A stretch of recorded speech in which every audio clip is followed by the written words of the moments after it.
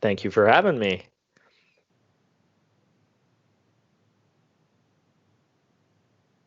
Settings out. Hello, hello. That should be reasonable. And this never ever works first time around. Okay, hello everyone. Welcome to this episode of the Deep Dive live stream featuring none other than Austin Kleon. Austin, welcome to the show. Thank you for having me. Austin, so this is great to finally speak to you because your book, Show Your Work, which you've got in the background there, is like the single books I have most gifted to anyone ever.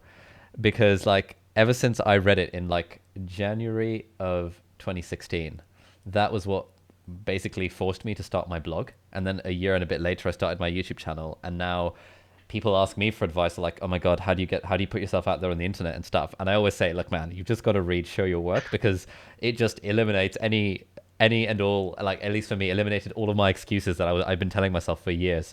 Um, I imagine you must get that a lot because that's a very impactful book.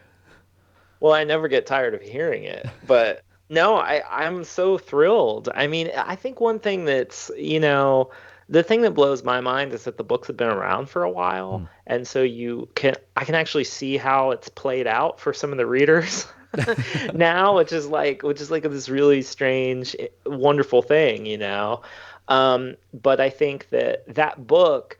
It's interesting. That book has sort of had a life of its own. I mean, Steal Like an Artist is the book that everybody knows, Mm. but I feel like Show Your Work really has this kind of people who really read it and do something with it. It seems to be the book that really like has an impact. And I think that part of the reason people at first didn't like that book Mm. is because it was like this is going to be work. Like like you're gonna have to do something, because Still Like an Artist is pretty encouraging. It's like, hey, just get lots of different ideas from people and work on your own thing, and eventually it'll, come into fruition or whatever. But like, Show Your Work's like you're gonna have to do this work day in and day out, and slowly over time something will happen. So it thrills me to hear that. I mean, it's a huge compliment to me. Um, Yeah. So with Steal Like an Artist, where does the phrase come from? Because like I've I've just heard the phrase so often now, like since then. But like, where did you get that from? Or is that something that you came up with that then just sort of made its way into the mainstream? Well, I found it in a book, and there, you can use Google now to search like to search like all the books ever published or whatever, Yeah. that are actually scanned and on record. And I did find it in a novel from like 52. But I've never found any other Mm. mention of that specific phrase. How it happened for me was, and really the whole genesis of that book was I'm sort of a meticulous quote collector. I just love reading interviews with other artists and writers and all kinds of sorts of people. And I just kept hearing this word steal, Mm. and I just noticed over time that this is just how like artists tend to talk. They just use this metaphor of stealing. Mm. And it's not really stealing, Yeah. right? So it's kind of interesting but that word just popped up over and over. And the funny thing is the person that's the most sort of people quote the most as having said it is Picasso, and I've never found any record of him actually saying this. Ah. But the one that people actually quote the most is "Bad artist copy, great artist steal," Okay. which is supposedly Picasso said. I've never found you know, any any evidence that he actually said that particular phrase. Yeah. But Steve Jobs did quote him as saying that, and I think that's where a lot of people Right. got it. But the one that is real is from T.S. Eliot, the poet from 1920, and he said that immature poets copy and great poets steal. Mm. And what he was talking, there's and this is right in the front of the book. The really important part comes next. He says, the great poet takes what he's stolen and welds it into a wholly different thing, right? So Eliot is really talking about transformation in quote. He's saying that like, look, when you're young, you just copy, you just imitate people. Mm. But when you get older, you steal these little bits and pieces and you weld them together, and by the end, it looks completely different. And you've got this new thing that you've like contributed to the culture. Yeah. So it's hard because like when you're writing, you want some sort of phrase that's like sticky, Mm. some sort of phrase that's gonna kind of you want something that people feel like they've heard before, but not quite the same thing. But the thing with Still Like an Artist is just that it's sort of this thing that if you don't understand the like an artist part, Yeah. it falls apart, right? I mean, it's steal like an artist. Okay, well, how does an artist steal? Well, they don't really steal at all. They take things and they turn them into something new that's unrecognizable. But it really came from I make the joke that it's just because I'm not very original. I mean, I just read and read, and everyone used that word, and I thought there's something here. Yeah. There's something to it. Yeah, this is something I always tell people as well, that I really don't think I'm very original at all. I think I probably stole that from you somewhere, and I've just sort of used that phrase so often that it's just I feel like a broken record when I tell people that, yeah, guys, I'm not original. I just sort of steal stuff from other places, then kind of remix it and sort of present it as sort of my own. And there's a quote that I like, which is that there are no unique messages, only unique messengers. And that speaks to a lot of the stuff that you say in Show Your Work about kind of be unapologetically an amateur. Because one of the biggest stumbling blocks I find is a lot of the people I speak to are, for example, academics or like doctors or medical students wanting to get into, showing their work in some capacity. But in these very hierarchical fields, there is always a feeling of, well, I'm just not qualified enough to do this yet. Yeah. And yeah, what do you say in response to people who kind of feel that way? Well, I think that, the guy I go to on this subject is Mm. C.S. Lewis, and he just said something really brilliant about learning and teaching. He said that, the problem is that an expert when an expert is starting out talking to a beginner, the beginner's like down here, right? And the expert is like up here. And the expert can't remember necessarily what it was like to be down here. Now, one of the peers of the beginner that's just gotten up to this point still remembers more what it was like to be down here. And so they can sort of speak to that beginner better in some ways than the expert that's up here because they understand where that beginner is coming from. And how C.S. Lewis put it is he said that fellow schoolboys, it's gendered, but fellow students can teach fellow students just as effectively as the teacher because they've only just mastered the thing that they've learned and they can communicate it. And so that really set me free once I sort of took in that it's really an ethos. It's sort of punk rock in a way. It's almost like, you just get up and play, and then, yeah, you can get up here and play too. It's that kind of spirit of, I'm going to show you. It's the difference between saying, I'm an expert and I'm going to teach you something Mm. versus I am a fellow student and this is what I've learned. And maybe you can take something from this. And I think that is just what I try to, really encourage people who are just starting to, maybe they start a blog or they start a YouTube channel or they're just starting to put themselves out there. I say, forget about being an expert. Just present yourself as a student who is learning something and you're sharing what you've learned. So just, forget about teaching and simply share what you're learning. And if you switch, it's a little switch, but if you make that switch, it frees you up in a big way. And I also think it makes you a better teacher. Because I think people respect it. They're like, oh, this is just for me, for example, I think a lot of people are like, well, he's just some guy muddling through this, like me. And I think that's encouraging. I always love I just rewatched I'm kind of a music nut, and I've been really into synth pop recently. I don't Okay. know, Depeche Mode and New Order and Yaz or Yazoo over across the pond. Um, and one of the things that Bernard Sumner said about the lead singer for New Order said is that, he's like, I saw the Sex Pistols and they were terrible and I wanted to get up there and be terrible with them. Mm, So it's that nice. spirit of like, there's something infectious about watching someone be enthusiastic about something. And that's the other thing I would say is that enthusiasm, a spirit of curiosity and inquiry and enthusiasm can take you a lot farther in some ways than an expert who's kind of jaded or Yeah.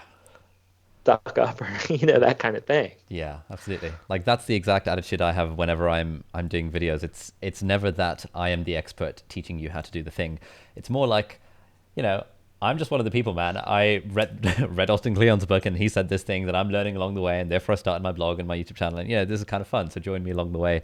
And I found Yeah. that when I dig down into the analytics, my videos that have performed by far the best are the ones that start with the phrase "how I do something" rather than "how to do something." I had a video That is recently. really cool. Yeah, That is really cool. I had a video recently called "How I Type Really Fast," and that went completely viral. It's got like 3 million views. And I know if I'd called it "How to Type Faster" or "How to Type Really Fast," it just would not have done so well. Because I think, I very much subscribe to this thing that Gary Vaynerchuk calls "document, don't create." Um, I'm looking down because I'm writing. oh, I've got sweet. my notebook out. I'm like, oh, this is great. I'm gonna write this down. Of course, I realized you're recording, so I can just watch it later. Yeah, no, this Yeah. this document, not create. That's a great phrase that Gary uses. But yeah, that amazing. So that's language, right? That's a simple trick of language, and what I love about that is also it sets the expectations up Mm, that you're not maybe going to teach someone directly how to do something, but you're going to show them how you do it, right? And then so I have little kids right now. I have an 8-year-old and a 5-year-old, and they don't go to school right now. They were going to school, and then the pandemic hit, and now we just kind of we're muddling through right now. yeah. But they don't have any kind of formal schooling in their lives, and I'm always fascinated by how they respond to instruction. um, my kids hate being told what to do. They hate when I'm like, "Hey, watch this." They are resistant to teaching. Mm, Um, and I don't know if that's just because I'm a terrible teacher or what. What they love is to just for me to do something and for them to look, and then for me to give them the space then to do their own thing. And so it sounds like with your videos, that's what you're doing, right? You're like, "This is how I'm doing this thing." And then people feel like, okay, well, maybe I could try that, but that's how he does it. So how will I do it? Right. So I feel like you're so much of teaching and building an audience and really creating a community is about, showing people what you've learned, but also giving them the space to make their own like adjustments. You know what I mean? To yeah. the space for them to be creative too. And I think the really great teachers, and I'm sure you found this with your videos, people talk back to you and they're like, you'll learn so much from them, right? Because that's really the thing that I think about sharing what you're learning. Even if someone tells you you're an idiot, there's usually something you can learn out of that interaction. They're like, well, I remember like I do these things called newspaper blackout poems where I take an article from the newspaper and I Yeah. black out most of it and there's just like a few words behind it. It looks like if the CIA did haiku, basically. Yeah. But like I remember when I first started posting those and I thought I was like ripping off the CIA or the FBI or like all these redacted files I'd Mm, seen. And someone was like, oh, you're just a rip off of this Tom Phillips guy. And I was like, Tom Phillips, who the hell is that? Right? Like what? And then discovered this guy named Tom Phillips that did this wonderful work called a humument. And I started looking at that and thought, oh my God, this guy got there before me. And then as I was studying his work, I found out, oh, wait a minute, but he learned about this technique from William Burroughs. So then I started studying William Burroughs. Well, Burroughs got this technique from this guy named Brian Geisler. So I started swimming upstream, so to speak, Yeah. and it was just because I had been called a ripoff of this person. But like once I discovered Tom Phillips, then I was like, okay, well, I'm going to find out everything there is to know about Tom's work. And then I'm going to find out everything to know about the people who inspired his work, right? So, like, even negative feedback, in a sense, if you can take it in the correct way, it's just, are you going to learn from it? Yeah. Right. And so, and it's a big, but when you share, people share back in return. And it's like, Christopher Hitchens said that having a book out in the world, it's like having a free education that goes on for a lifetime, Nice. because it's just like you put things out into the world and then things come back at you. And it's just this big, this perpetual cycle, basically. Yeah. Yeah. There's so much like this is one of the topics that I can literally go on for hours, like with the sheer amount of like interesting things that happen to your life once you start sharing your work and like showing your work Yeah. online. And Yeah. the metaphor that I sometimes use is that if like it's sort of like being in a very small village, and if you're in a very small village, then there are very limited opportunities for serendipity to happen. Yes, maybe one day a carriage comes by and the person in that carriage happens to be the person that you end up marrying, once in a blue moon. But putting your work out there online, it's like suddenly you're venturing outside of your village, and you can now sort of the infinite web of possibilities for serendipity and interesting things to happen just magnifies beyond the point where you can even imagine. And occasionally people will ask me, yeah, well, what's the point of starting a blog? And I think, oh, this is how do I even begin to answer that? How would you answer that question if someone was like, well, Austin, you told me I should start a blog and I've read show your work, but like, come on, everyone has a blog these days. Yeah, I mean, it's funny though, because I've started to be, it's funny. I mean, I advocate for certain things, but I started to be like, well, maybe you shouldn't. Mm, Because I'm like, there's a hunger. The older I get, the more I realize that there's sort of a weird, there's an ambition component to people who want to put their work out in the world. I mean, I think everyone could benefit from having their work out in the world. I mm, think it can make, I think there's benefits to it. But I want to help people that want to be helped these days. mm. And I feel like if I have to make a case for blogs for you, then obviously it's not connecting with you in a way. You know what I mean? It's almost like if I had to make a case for you for reading, like, well, Yeah. why should I read? Well, And it's kind of like, well, I don't know. Don't see. Is that working yeah. out for you? So, but I don't know. I mean, like, I just think the other thing I'm trying to do is I'm trying to be technology and platform agnostic because I'm realizing like what an old fart I'm becoming. Like even like I'm only 37, but I'm realizing now that like I'm basically in internet years like an old dad now. I mean, I'm literally a dad, but I'm Yeah, you've like got an I'm 8-year-old and a sort of 5-year-old. yeah, I mean, I'm entering this like I'm approaching middle age, and so I know that like I understand TikTok, but I might not have the energy to do it.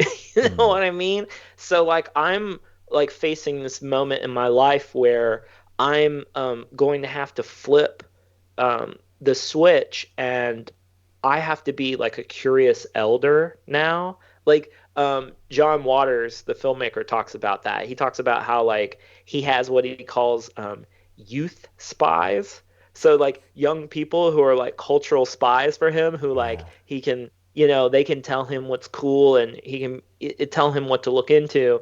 I'm like switching into that mode now. I call it a curious elder, where it's like you sort of realize that like you're hitting an age where like it's people below you. They're gonna have to tell you, or below you in age, not in rank or anything, but it's like people who are younger than you that are gonna have to like tell you what's happening like in the world and who you're even gonna have to take cues from now.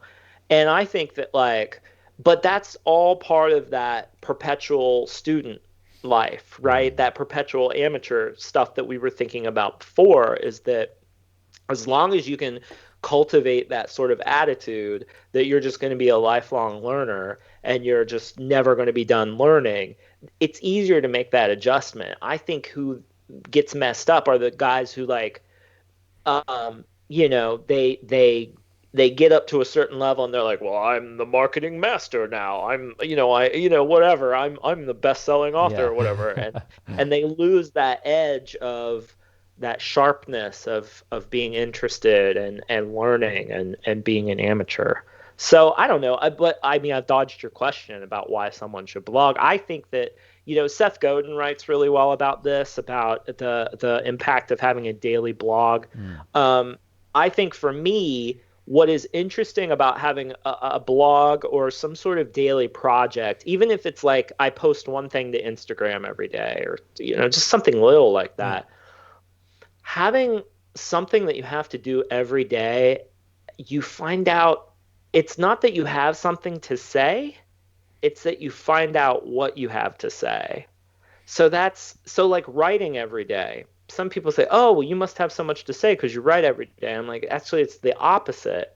I have more to say because I sit down and write every day and I figure out what I'm thinking and what it actually is that I have to say. So writing is actually not just a way of communicating with the world, it's actually a way of communicating with yourself because the simple act of sitting down in front of a keyboard for 45 minutes or pulling out your notebook for a half hour, whatever it is, you are creating space in the day for you to kind of connect with what's here and to figure out what's going on and what is it that I really feel and Mm, what is it that I really think. You know, and I think that's something that the beginner has to get over very quickly is that this idea like, well, I don't have anything to say, what am I going to blog about? It's like the pressure and the routine and the muscles of blogging every day means that you will get to something every day. And I have to say I'm someone who doesn't necessarily practice what I preach right now. I'm in a weird I write every day. I write privately every day, like in my diary and stuff, mm, but I don't actually blog every day anymore. And I can actually tell I am less creatively fertile right now because I don't have that practice. Because there's a switch that happens when you know that people are going to read it. It brings up your kind of the level of things. You okay. know, it's a kind of it brings things up, I think. So this is very interesting. So at the moment, I am sort of in the process of writing a book, which I haven't like officially announced to my audience and stuff yet. My But condolences. thank you. No. Yeah, initially I was like, "Come on, how hard can this be?" And then I realized I said to the editor that yeah, I can get a first draft ready by Christmas, and he said, "Are you sure? Most people take like 9 to 12 months for a first draft, and that's like if they're being." I was like, "Come on, how hard can it be?" I'm a productivity expert, and now I realize, damn, it's actually really freaking hard. But it's and so I've been doing a lot of these kind of deep dives with people who happen to be authors, and so I'm getting all these tips for writing, and everyone kind of says that you need to have this daily writing practice, and it's something that for me has always sort of gone by the wayside because there is always it always feels like there is something that is important and urgent rather than writing which is important and non-urgent. Actually, Oh yeah. just before speaking to you, I was having a call with this productivity coach because I thought, hey, why not? Let's see if this will be good. And the thing we realized is that I just need to carve out an hour every morning and just have that as like my power hour and just kind of write in that time. Yeah. And one thing that you've just said now is like, do you think it would be worth just like publishing it on my blog underneath like my daily journal thing, and then maybe just posting a link to Twitter, or should I, given that it's working towards a book, I should keep these like first drafty thingies more private? What do you reckon? I will give you an idea I had in the shower actually this morning. Okay. I had this idea for a self-destructing blog, which was like, I had this idea for writing, you know, what I'm working on right now. I was like, I should just make a blog and just give it to either like give it to like my newsletter readers or like just my close friends or something and just be like, I'm writing my book every day, but like each post self-destructs after like a week or something. Yeah. So like it's going, you know what I mean? I was trying to think of like how can I make writing this book feel like blogging, which is so I'm so Hmm. good. I'm so it's so easy for me now because I know what it is. Like, how can I make it fun like that? And I had this idea for the self-destructing blog, which might be an idea for you. But the other thing I'll say about books, especially for someone like you who creates a lot of stuff Yeah. and you've got like this huge backlog, is there's a great line that Stuart Brand said to Brian Eno, and I can actually read it because it's on my corkboard right behind the camera. Yeah. It says, "Why don't you assume you've already written your book and now all you have to do is find it?" So Oh, I think about that a lot. damn, that's deep. Yeah. So like, for people who are like sort of trying to do a book that is the culmination of, you know, years worth of work online or stuff like videos and this kind of multimedia experience, this all this stuff that you've put out into the world. I that always sort of takes the pressure off for me, is like, what if the book's already here and I just have to discover the pieces and then I just have to shuffle the pieces into the right order? Because for me, writing is often a lot about structure. I think Yeah, agreed. books are really about tight structures that take the reader through in a way that is expansive and has variety, but is also linear. I think people like to read front to back and Yeah. be kind of taken on a journey, even if it's a nonfiction book. And so for me, my books are so kind of like collage like that the list of 10, for example, in all these the three previous books have they sort of pull the reader through. They Mm. know, okay, I'm on number one, and then there'll be number two. But finding the right structure for me is really when a project kind of just falls into place. Like once I have the structure for the book, it's very easy to execute it usually. But finding that structure, I mean, it can take years. I mean, I scrapped a book proposal this summer. I was working on a book, and I just said I can't do this right now. Part of that was the pandemic and Yeah. just whatever. But I'm back to it now, Okay. and so but that might be another piece of advice I'd have for you is definitely a power hour, like your advisor said. Just a place that you sit down, and I like goofy stuff like wearing a shirt you really like or like a Hmm. stupid robe or something, just like dumb. I have these cigarette pencils. They're pencils, but they're cigarettes. So I sit there and I pretend I'm like some old Yeah. grizzled Like chain like smoker. newspaper writer. Yeah. Also, I mean, I never really smoked, but it was one of those things. I started smoking in college and I realized I liked it too much, so I had to quit. But I realized that there's like something about having something in my mouth that like makes me want to write, Okay. just goofy stuff like that. Ah, Brian Eno actually talks about that. He says like an unlit cigarette is just as helpful as a lit cigarette, but just dumb things. See, like I love to do that for people because they're like, that's "Oh, interesting. this really is how dumb he is." This is how. But these are the kind of dumb tricks that like you sort of get into it. And just to have that routine of writing, because man, there's always something more interesting to do than write. I Oh mean, God. they're like putting air in the tires or like cleaning out your closet or rearranging your books or doing your taxes. My Yeah. taxes, whenever I'm working on a book, my taxes get done like so quickly, Oh you know. mate. But there's always something that you'd rather do than write. It's The- it's even the great writers. I mean, there are some writers that they love it and they're really good at it. But, David Rakoff, he said, I'll try to tone this down for YouTube, but he said, writing is like pulling teeth from my genitals. It's just like yeah. it's the work. And Rakoff said this really brilliant thing too, where he was like, writing is like engineering a meal out of rotten food because it always starts as crap. Like your Yeah. thoughts are just like just this mass of junk, and it's like trying to make a meal out of spoiled stuff from the garbage.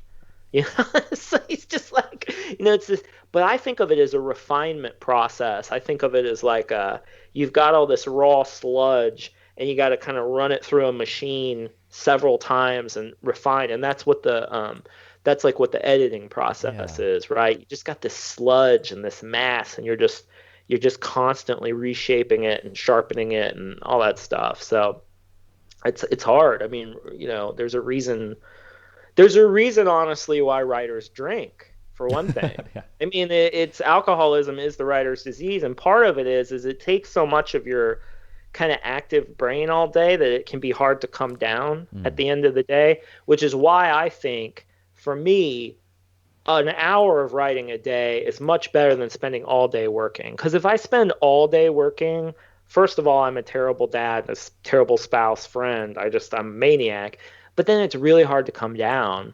And if you don't come down, I really believe in sleep and the process of, I think when you sleep, Mm. your brain figures out the problems you had the morning before.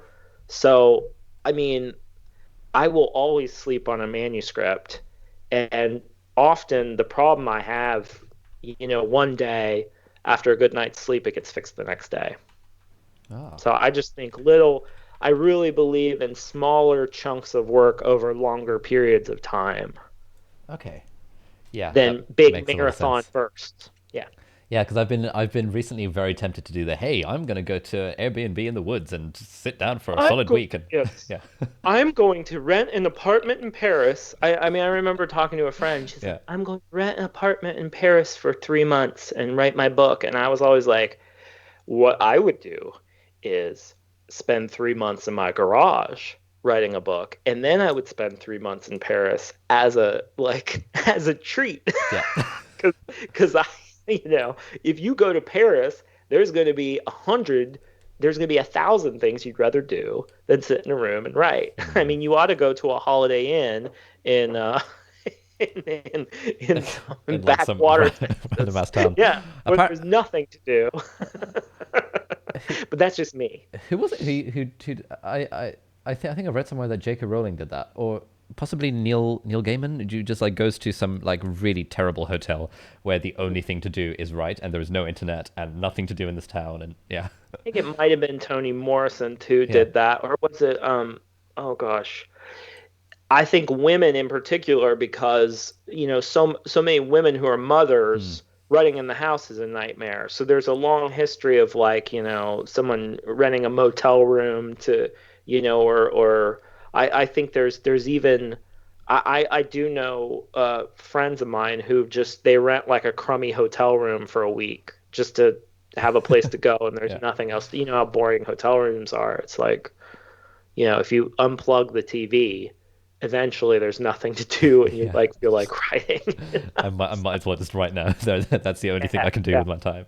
That's why I love planes. I mean, that's the thing about not traveling this year is I've always loved planes because I never pay for the Wi-Fi because I'm too cheap. Well, Yeah. that's great because that means that I actually get work done on the plane because I get so bored. I'm like, well, I might as well work.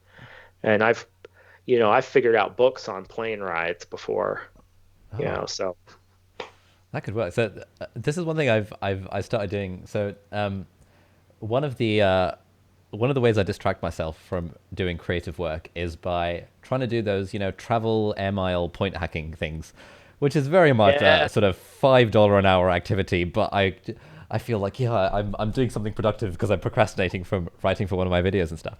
And so over the years, I racked up enough points to sort of the like last year I got one of those buy one get one free vouchers, and my mum and I came back from Japan on British Airways business class, Cool. and that was like whoa, this is like very sort of a fancy ass experience. But then while I was Yeah. while I was on the flight, I thought, okay, let me figure out a way to turn this into a business expense. And so I filmed myself doing work and studying for an exam, which involved a lot of writing and sort of reading this book about cardiac physiology. And that video was sponsored by Audible, which was quite nice. And it also just did really well as a video because people enjoy seeing like these study with me's where you're like filming yourself doing work so other people feel inspired to do it. So now I've decided anytime I fly somewhere, I'm going to do business class and then I'm going to film myself because then it's a business expense. And if I do a Then sponsored you video out of it, then it pays for the video. Great. There you go. Great. See, now this is the real. This is the, and I'm always telling creative people, I'm like, look, just learn a little bit of business stuff, Hmm. because like, then it becomes you can be creative about the business stuff too. Yeah. Andy Warhol talked about that, towards the end of his life. I mean, you have to take everything Warhol said with a grain of salt, just Hmm. like any other artist. But he talked about how much he thought there was a real art to business too, and if you can be artful in your business, then that can contribute, you get more time to and resources to make the art. So, yeah, Yeah. you've got a real good mind for Yeah. that. So So, yeah. one thing that was interesting. So a few weeks ago, I had a chat with Ryan Holiday Oh, about yeah. sort of writing and various things. It was meant to be a chat about his new book, but it ended up me just mining him for writing advice. Sure. And Well, Ryan's a machine. I mean, Ryan's a friend of mine. He lives sort of outside of Austin where I yeah. live. So yeah, he's a good guy to talk to. Oh, yeah. He was very very helpful. Yeah. He said lots of interesting things, but one thing that really stuck with me is he was talking about how occasionally, to procrastinate from writing, he thinks, hey, this. I feel like getting involved in real estate would be quite fun, and then he kind of goes down this rabbit hole of becoming like a realtor, and then he occasionally speaks to friends of his who are actual real estate agents, and they all would love to become writers of self-help books, like that is their goal. And he's like, wait a minute, I am basically living their end game. I should Right. enjoy it more. Yeah. I mean, the grass is always greener. It's just like what we said before. Mm, I mean, I see your instrument. We both have instruments in the background. Um, I've talked to so many writers who would just love to be musicians. yeah. Um, and then you talk to musicians and they're like, "Wait, you get to stay home and like you write things and people pay them for it?" There's like, well, I'd love to, like, I know at least one musician who quit to be a writer because she was just like, I can stay home and write and Mm, be with my kids. So it's like there's always this like grass is always greener thing. But I do think too, that it can be helpful to step away. To step away from your work and try something else for a while and realize, holy moly, I've actually got it pretty good. I have to do that every once in a while, because I get, I'm just like anyone else. I get tired. I get tired of the whole deal. mm, Um, but then you step away for a little bit and you're like, oh, my big thing that's hard for me is if I don't do like a speaking event for a while, I'm just like, oh God, who wants to get up in front of people and blab? What a horrible thing to do. To get up on stage, like what a massive ego you must have to get on stage and be like, here are my 10 tips for creativity. And yeah.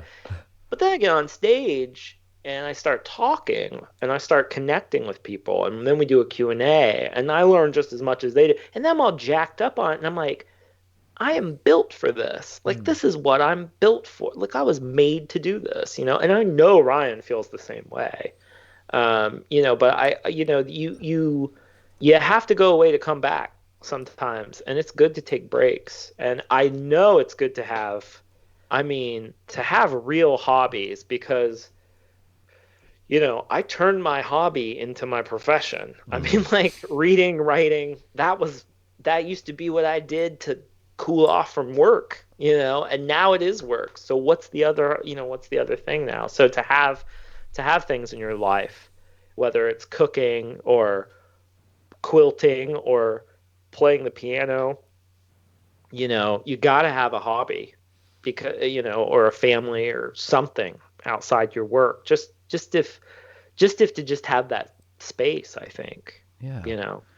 So is writing like your sort of full-time day job in inverted commas? Well, I mean, I always think about things in terms of income Mm, streams. And right now, yeah, like book sales are really what we live off of around here, which is really strange and actually kind of fragile. yeah. And but I make another good portion of my living from speaking. And then, I make a little bit of a living from like affiliate links and stuff on Yeah. my website, but not a whole lot. The big thing that we really are trying to work on around here, we being my wife and I, because we're sort of a team anyway, but we're sort of trying to formalize that. Mm, She's gonna help me with a lot of the businesses. We're trying to do smart things like Ryan does, which he has like a whole merch store for his Yeah. like, Daily his Stoic daily coins for stoic stuff. $500 or something. Yeah, so like it's like I mean he's so like I've just got this massive I've got a decade old catalog of poems and artwork and stuff from the books that people want to put on their wall, and I have just been really lazy because I like my time. Yeah. you know? And so yeah, so I don't know. I think of myself as a writer primarily, but I'm a writer who does things, right? So like I'm like a writer who draws or the the but I think writer is essentially my identity. I think it's what I studied in school. It's what I always wanted to do. Yeah. But I am more, I sort of believe in, I don't really want to use a baseball metaphor, but there's something about careers where it's like if you can have something that's sort of the core of what you do, but Mm. then you have like these other skills sort of on top of it that make you sort of stand out and make you valuable in a way. So, like for me, when I was first starting out, there just weren't that many writers who knew internet stuff. Mm. I mean, that sounds so absurd now, but like when I got out of college in like 2005, I mean, blogs were still kind of like you had to have like a little bit of expertise to know like, okay, how do I get an image up on my blog, or like how do I get my own domain? It wasn't quite as plug and play as it is now. Yeah. But I always felt like the web design stuff, because I always design my own websites, that sort of set me apart. And then the fact that I did this visual art, and I would go to like readings of famous writers, and I would draw them as they were reading, and then I would post about their readings on my blog. And then I met a lot of writers that way. That was sort of like how I got started. Just trying to figure out like, okay, I essentially want to do this thing, but then I have these other things I'm really interested in. How can I sort of like keep all these things in my life and get them to talk to each other? Mm. Right. And so it was like I've always liked monkeying on computers and coding and stuff like that.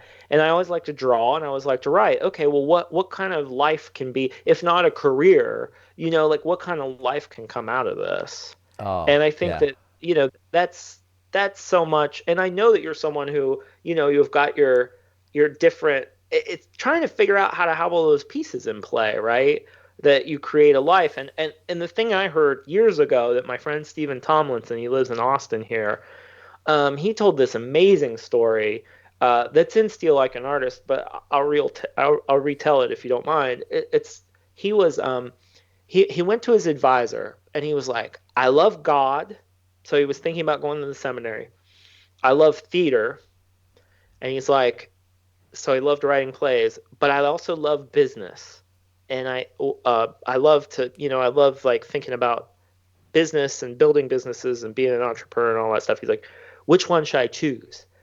And his advisor was just like, that's the dumbest question anyone's ever asked me. He was just like, if you love all these things, if you're passionate about all these things, your work in your life will be to figure out a way to keep all these things in your life. And if you keep them all in your life, they will start to speak to each other. Mm. And you might not have a career, but you'll have a life out of that. And the thing I tell people all the time is like, you can cut something out of your life in trying to drill down and like, I'm going to focus on this one thing. Like, Yeah. I'm not going to play guitar anymore because I'm going to be a writer. And it's like, you can cut that passion off, but there'll always be this weird phantom limb pain. And that will always there'll always be a little part of your brain or your neurons that are still connected to that thing. It'll still bother you. It'll like haunt you. Whereas if you just keep that thing in your life, you never know what you might discover. I mean, you might be like playing some dumb riff and get that great idea for your book. So it's just, I think that we're a culture that everyone's so like sort of pressured to specialize now. Mm. But I really think keeping things in your life, staying passionate about two or three things and letting them speak to each other, it makes the whole thing richer. And I really do think that if you can get over that initial problem of like what to do with myself, because that was really the thing when I was starting out. It's like I would go to like a new job or something. I'd be like, "Well, I'm into this, this, and this," and they'd be like, "Well, we just need a copywriter, dude. Yeah. What are you? Which one?" You know, you Yeah. know. But if you can get past that first hump of it, the life that you get is so much richer and so much more meaningful. Mm. Sorry, that Yeah. was like turned into a sermon, but No, I it's a really very good feel sermon. passionate. And I feel like there's probably people watching this that they're like, oh, I just love these two things and I just can't figure out which one to pick. And the answer is you don't. You don't pick. You figure out a way to keep these things around. And that's true even, I talk to so many people who are like, especially right now, because they know I'm a dad, Mm. and they'll be like, man, I've got this family and then I've got my job and like I just don't know when am I gonna paint? And it's like, I don't know, but you got to figure it out. You got to figure out some way of painting. I don't know if it's you paint on the back of a cereal box when you're hanging out with your kids, or you just, I don't know what it is, but you got to do it, or it's going to die, and you're going to die, and it's not about work-life balance. It's about just the juggling. It's like, and there's also that thing where you have to know what season you're in. Like I remember when my kids were really little, I just, it can be so dark and so hard when you have like little kids and you're involved in their care. Um, Sometimes there was a point at which I said, I'm just gonna, this little notebook, that's gonna be my writing. I'm gonna scribble things when I get a minute, and this is just gonna be my writing for a little while. And that had to be enough for a while, you know. But this is also where I think you have to find the right role models, because like I think, for example, I have been much more, when I'm trying to like keep be, stay a good family person and also be a worker, a writer. Famous women writers have been much more instructive to me about how to do that because traditionally they're the ones that have had to do it. So someone like Ursula K. Le Guin, she used to say, "Babies eat books." But they spit them out in bits and pieces, and then you can put them back together later. Ah. So it's just that kind of encouragement. You just have to find the right models, and sometimes there just isn't a model for what you want to do, so you just have to like really expand your sort of who you look to. But it's tough. But that's the work. People think that, oh, it's just about making stuff. It's just about me sitting down, like writing the right piece. And it's like, no, it's the whole creation of this whole life that's the work. It's everything. It's from the minute you get up to the minute you go to bed. The work doesn't end just because you walked away from the page. Oh man, so many, so many ideas that sparked as you were, And I as you will were say talking. that Yeah, all this is all stuff that I struggle with on a daily basis, yeah. which is why it's so, all of these books I either wrote for me in the past Hmm. or, Keep Going I wrote for myself because I was just like, how am I going to wake up every morning in America in 2017 and keep my head? Like, Hmm. how am I going to do this? And I had to have a roadmap. And so I wrote Keep Going for myself. And I think a lot of those books, what we talked about at the beginning of our conversation, they're written by a dude trying to figure stuff out.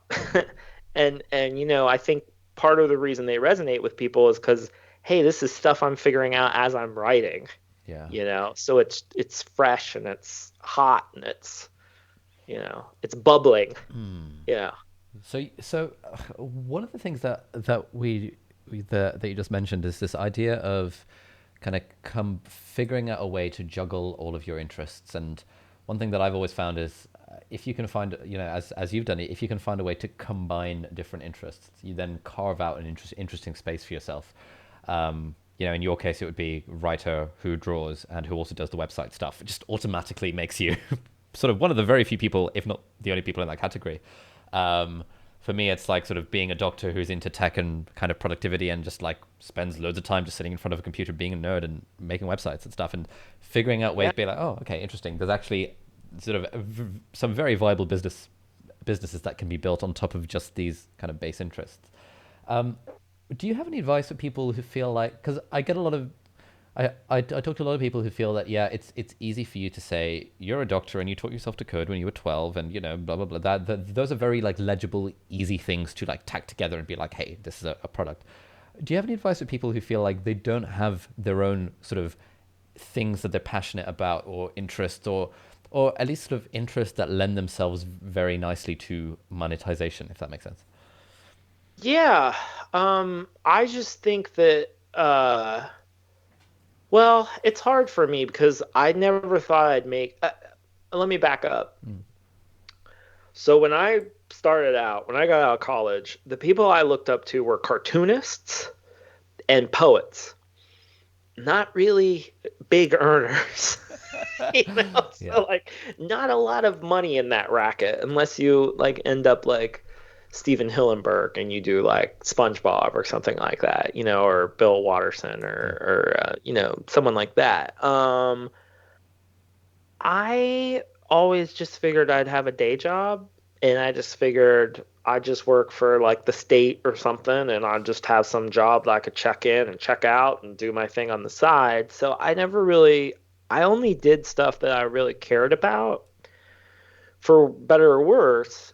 And I think for me, with the whole, if you just want to make money, you can like that's like a whole different thing. The art is really like doing something that you're interested in that provides meaning to you and that makes a difference in the world that you can Mm. also make a living from. That's the really hard thing, right? Um, but I think for people, I would spend some time. Something I'm really passionate about right now is how people can really get in touch with what they're truly interested in. And I Mm. know that sounds very basic, but I think we're a culture right now in which if you don't have anything you're obsessed by or interested in or something that you pay close attention to, the world will provide it for you. And it might not be the thing that makes you tick. So, for example, like, I think of it this way, like when the internet started, when you signed on to the internet, I mean, I remember being like 15 and having dial-up internet where you literally had to like connect with a modem and the Yep. all that stuff. Um, and like you couldn't just like there wasn't like Twitter. You literally had to like type something into a box and try to find whatever. So there was like this moment where you had to actually think about what you wanted to find on the internet, right? Like you had to sort of think about, well, like, oh, I want to look up some Radiohead lyrics, or like, oh, I'm trying to figure out how to play this Green Day song, or whatever, Yeah. or whatever. Nowadays, the minute you open up like your average site, it's just like pours in at you, and there's a feed, right? Like if you open up Instagram, there's your feed, and I always think about the search versus the feed, Mm. and feed to me sounds like a pig at a trough. Like you just show up and they just shovel the stuff. Whereas the search is mystical. Search is more self-motivated and you're putting your tentacles out into the universe. Yeah. And so I guess my advice to people is to make sure that you're not being fed your interests. Like and you're actually searching for your interests. And I think one way to do it is to just think about what you wanted to be when you were wee and small, as Alistair Gray says. What were the things that like you really wanted to do that you sort of lost, like someone either beat it out of you or you got dissuaded from it or you just like lost touch? Yeah. Because I mean, my kids are so passionate. They're 5 and 8, but they have interests that are so razor sharp and laser focused. And they just don't. They're undeterred, and they have encouraged me in my life to think deeply about what I actually care about.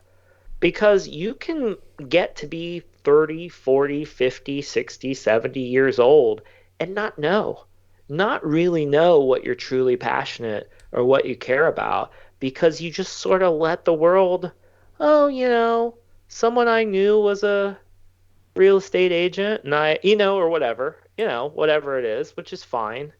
But it's like things can just you can just be kind of handed things by the world or pushed things, and you don't really think about like what you really want to do. Now, Mm. with that said, I think that people are much better served by forgetting about what noun you want to be and think about what verb you want to do. Oh, So, nice. so like, so Gonna write this down. not, not, I want to be a doctor, Yeah.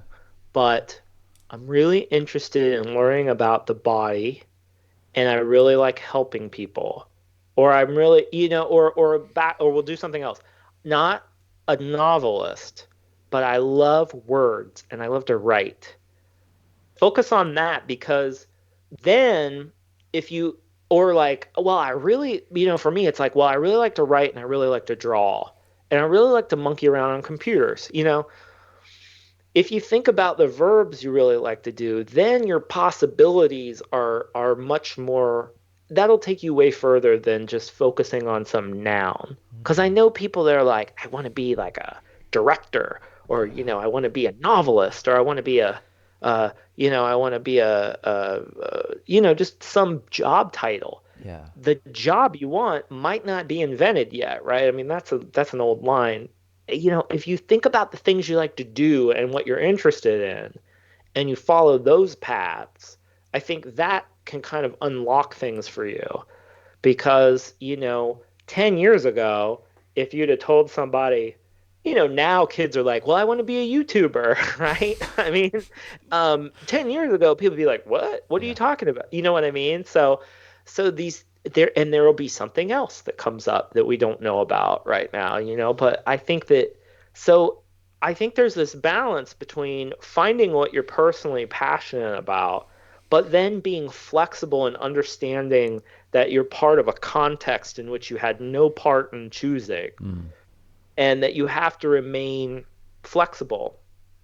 I just read a book called the Comedy of Survival. It was written by this guy named Joseph Meeker in the 70s. It's very it's very hard to find. It's very expensive. I got a secondhand copy somewhere. But what Meeker talks about is that there are essentially two modes in Western culture. There's the tragic mode and there's the comedic mode. There's the comedy mode. Mm. The tragic mode is when someone says, I want to be a great person and I'm going to change the world through my own, like I'm going to be this great person. I'm going to change the world with my own efforts and I'm going to be somebody. That's like the tragic mode. That's like the setup for tragedy a lot of times because a lot of times even if you get what you want and you become this great person, there's usually like a fall or you've got some like flaw that takes you down or you just don't make it and you're like done for. Mm. The other mode is the comic mode in which you're like you might have little interests and passions and stuff, but you're very much about like taking the world for what it is and maneuvering through that world and staying afloat and staying loose and it's more of the Bill Murray mode of going through life. And so there's a balance obviously between the two, but there's this sense in that you have to kind of know who you are and what you're passionate about and what you're interested in, but then remain flexible as far as what the context you're living in is. And this is why when I talk to young artists, I'm like, you might want to be Picasso or Agnes Martin or Andy Warhol or Georgia O'Keeffe or whatever, but they existed in the specific time that you will never be able to replicate.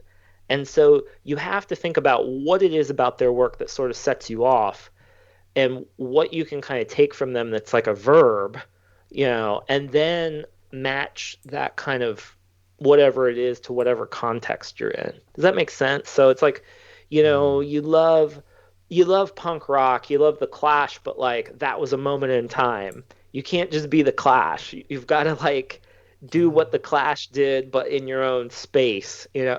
So you have to do a little bit of this work of figuring out what you really love about your heroes, because I do think that we're brought to our work by the work of others. I think that we're sort of that's how we show up to our own work, is that we're inspired by the work of others, and that makes us want to do that work.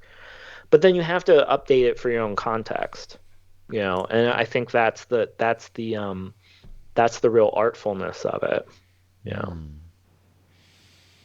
Yeah, I really like that sort of the this is something that I've been struggling with recently, and I say struggling in air quotes because it's very much it feels very much like a first world problem, which is that so for the last like 8 years, my whole identity has been this.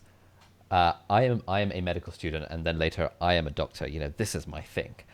And Right, now I'm taking a bit of a sabbatical from medicine. I jokingly tell people I'm unemployed because from August I've been taking a break, and people tell me that it's offensive to say I'm unemployed because that's offensive to people who are actually unemployed. But right. that's a side thing. And one thing that has kind of come back to me now is that I now struggle to internally define myself. Like, what is my identity here? It used to be very easy. It's like I'm a doctor who does YouTube on the side. What am I Right. now? I feel like I sometimes think, am I a full time YouTuber? That seems a bit depressing. But although again, grass is greener. I guess to some people, full time YouTuber sounds like the absolute dream. um, Sure.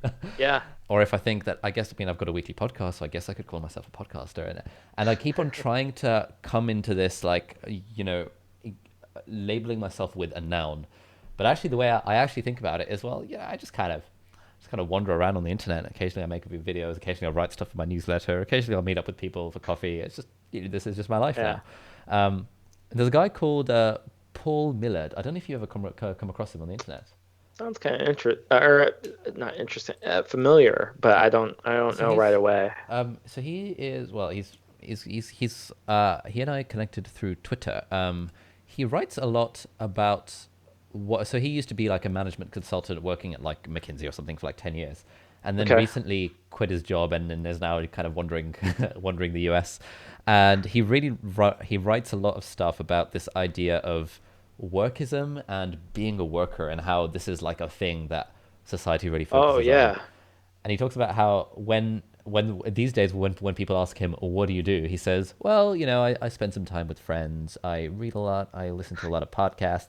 And he can just tell that the alarm bells and like just does not compute with people when you can't Yeah. define yourself as I am a worker, I'm a consultant, Right. or whatever. So, Well, so I just think that's the culture. I mean, it's capitalism, but it's also this sort of modern, what are you doing for the system? Kind of like how do you contribute yeah. type thing. I have had there are two things that come to mind. I find it really I believe deeply in idleness Hmm. and laziness. Yeah. Idleness is not the same as laziness. Idleness is a different thing. There's a real art to idleness, but there are several great writers who wrote about doing nothing. And there've actually been some really wonderful books. There's a great book by a woman named Jenny Odell called How to Do Nothing. Oh. And it's sort of her book about resisting this attention economy, Yeah. basically. But that book is great, and it sort of Jenny sort of has some of the same. She points to some of the same people that I do and keep going. Like Henry David Thoreau is a big one for me. Now Thoreau's the kind of guy that people like sort of start to like. Oh God, didn't he? Isn't he the guy that went out into the woods and then his mom did his laundry? It's just inane, stupid laundry thing that follows him around now. But and Thoreau's also the victim of his followers tend to be these men who like go out in the wilderness and like die, Hmm. because they're like trying. But Thoreau is so much more interesting for he was writing about 150 years ago, and he was grappling with all these issues like well, what if I don't want to have a job? Like what if all this work looks to me like it's meaningless? I mean, he's just asking these real basic questions. And he's like, all these jobs that I see are, alienating from the environment and they ruin the woods and all this kind of stuff. So I think it can be really helpful to read ancient. I'm with Ryan, Holiday, who you talked to recently. One of the passions that we share is old books. Hmm.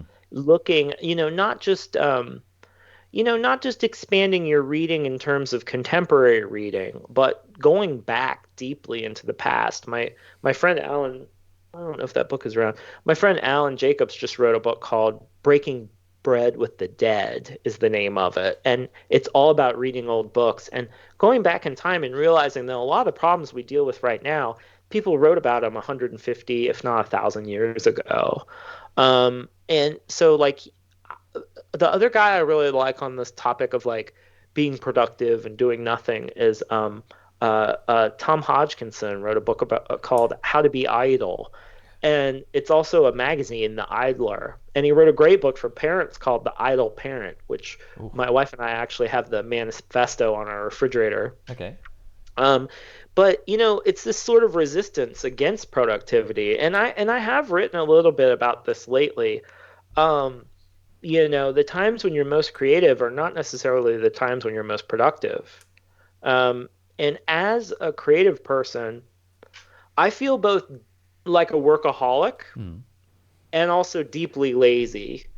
And I used to try to work out these two things. Like, why is it that I love to sit around and do nothing and just daydream, but also I'm like compelled to like make 100 pieces of artwork in one day? Like, what is this? And I realized that they're connected, that it's the periods of inactivity, the deep laziness or idleness that I feel that like lead to some of these creative bursts. And then I just have to like kind of exist. The tension between these two poles is sort of what kind of makes the work. And that's kind of the friction that makes things kind of interesting. I'm mixing metaphors, Hmm. but this idea that I also think it's I think that people like Thoreau or Jenny Odell, they figure out pretty quickly that if you look to the natural world supplies you with the metaphors that you really need to feel like a whole person because plants go dormant in the winter, Hmm. animals hibernate, in spring all the work gets done or the things blossom and then in the fall they're harvested. This idea that there are seasons and that there are periods of frantic activity and then there's periods of dormancy, and Hmm. knowing what season you're in and letting it do its work and doing the work appropriate to the season. That was the great theme of Thoreau, is to know what season you're in and live accordingly. And that's just about being around for a while, taking notes on yourself, sort of, there's an art of paying attention to what you pay attention to, in a sense. There's know thyself, Hmm. it's knowing your rhythms and your patterns, knowing do I am I a morning person? Am I an evening person? Am I better in the winter or am I better in the summer? These are basic things that we're really not taught to think about in turn, because like it's you're supposed to be a productive worker every day, Yeah. and you show up and you work and you should be like a machine. You should be productive all the time. But that's just not how anyone's ever worked. I mean, even if you look at like agrarian societies, they had way more free time than we did because there just wasn't as much to do. You get the plant, you work like a beast when it was time to plant, but then you had to wait around for the plants to come in. It's stuff like that. Or you did all your hunter gathering and then there was time to fill. So it's this constant, tied to the clock productivity. Yeah. And I think it can be fun to go back to some of the original texts that kind of birthed these. This is something I'm interested in as someone who wrote a book that did very well, that sort of like didn't invent a genre, but like sort of like was this book that then kind of became, it's been a little bit emulated since then. Not that I wasn't stealing and Hmm. copying from people. I think it's interesting sometimes to go back to original texts that kind of start movements because like Dave Allen's Getting Things Done. Yeah.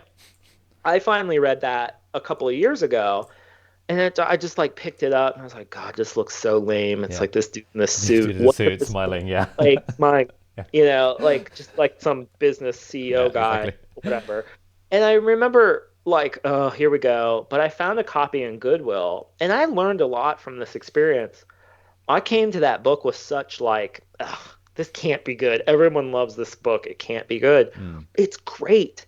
And it's actually way more zen and like it's much more it's not about productivity. It's almost more about like how to live the life you want to live Mm. kind of thing. So Dave Allen's basically like saying like, look, you productivity is just about like living your life. Like these tips just help you get things done so then you can go do whatever you want afterward. Mm. Like there's a real like sort of I don't know, there's almost like it's not Buddhist, but there's this kind of real Zen to that book that I wasn't expecting. And it's something that I deal with now because so many people have read Steal Like an Artist, and it's kind of like this thing in the culture now that I'll get like 18-year-olds now, they're like, oh, that book, like, yeah, I saw that was on. Like, it's that kind of thing. And it's a good problem to have, but it's Yeah. still like when you become like sort of canonical, not canonical, but just like when you're popular, Yeah. you can't dismiss things immediately because they're Because they're popular. popular. Yeah. They're popular for a reason. Mm. It might be a bad reason, but like in Dave Allen's case, like I think it's a really good reason because I think that book is great. But I do think that it's sort of like Nirvana as a band. Like Nirvana comes in and they're just like Kurt Cobain writes incredible songs and they just have this muscular, Dave Grohl's such a great drummer and they just worked so well as a band. Nevermind comes out and it gets blamed for so many bad things that came after, Okay. like Yeah. everyone was like, okay, well now we have to have loud guitars Yeah. and wear flannel shirts and whatever. But like going back to the original source, that's why Thoreau drives me crazy because people hate him so much, but they've never actually read his stuff, Yeah. whereas like for me, the minute I started reading his journals, I just thought this guy is like he's like overeducated. He really loves plants. He's upset about the government. He like lives with his parents. I'm like, he's a millennial. Mm. Like this dude is like a millennial. He can like everyone in my generation should be reading this guy. So yeah, I always think swimming upstream, going to the original source, reading the material for yourself Mm. is always a valuable thing, no matter who you are Yeah. and what you do. Yeah, that's really interesting. This is something I'm trying to sort of make more of an active effort to do because a lot of the stuff that I read is like it feels very contemporary and very canonical. But every time, like for example, if I reread Getting Things Done, I'll always pick up interesting things from it. Or even if Yeah, I reread like the 4 Hour Work Week, which at this point has almost become a meme. But it's yeah, still like a fantastic book that started me off on this journey of like, oh, passive income yeah. and stuff. And I think Tim Ferriss is one of those people who's gotten so big that now people sort of he's so big that it's cool to hate on him in a way. Sure. And often like one of the few Tim's things that yeah. also the thing that I mean, I don't know Tim real well, I mean, I've never met him, but Tim's sort of like dealing with that too. I've Mm, I've noticed from afar, like he's almost sort of like I can tell he's sort of investigating himself and his success and is trying to like sort of expand himself. mm, And so I think that's really interesting. I'm always interested in what people do with success. yeah. Because there's a great documentary called Supermensch that Super was Mensch. directed Okay. by Mike Myers, and it's about his manager, Shep Gordon. Yeah. And it's amazing. Shep Gordon was like Alice Cooper's manager, and Okay. like he helped a lot of the celebrity chefs become famous. Mm, And what he says about fame is just amazing in that movie. He just says like fame is such a worthless thing on its own that it's very hard to survive. and that it's Mike Myers actually says, and when I say Mike Myers, it's like Austin Powers, the Right. comedian, Okay. the actor. Yeah. Um, Wayne, uh, Wayne from Wayne's World is who he is to me. But you know, Mike Myers calls fame the industrial runoff of creativity. That Mm. it's like this toxic thing. And so I'm really interested in what people do with their fame because there are people that, really seem to survive it in a way. And it's usually like it's because someone like sort of doesn't clam up, but like expands outward. So I think like Mm. someone like Dave Eggers, for example. Is he? Um, I think he's so Dave Eggers, like, he put out a heartbreaking work of staggering genius. It was just this juggernaut book, this memoir that came out, and he just became this kind of literary wonder boy kind of person. But then he did McSweeney's and started this publishing empire, and he started the 826 writing workshops in America. And now he's sort of this person who has really used his fame for such good things, and he's Mm. still working.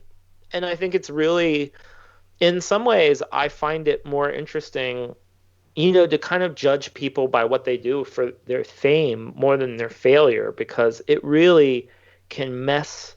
I mean, success can just really mess up an artist big time or any kind of creative person.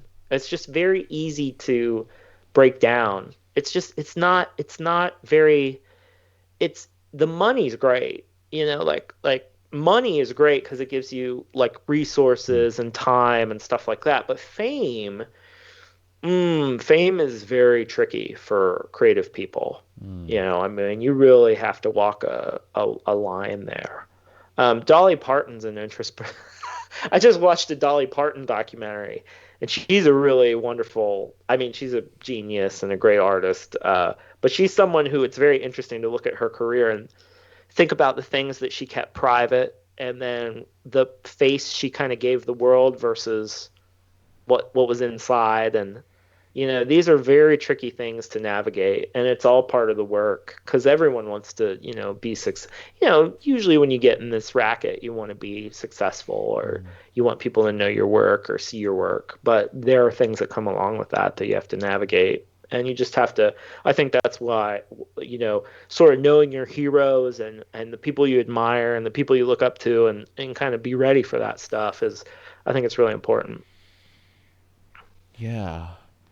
Yeah, fame is one of those like really interesting things where it's one of those things that so many of us chase. And it's I guess it's like the money thing. Like, people who are rich say that, well, money doesn't solve all your problems. And everyone's like, well, it's easy for you to say you're rich. And it's Yeah.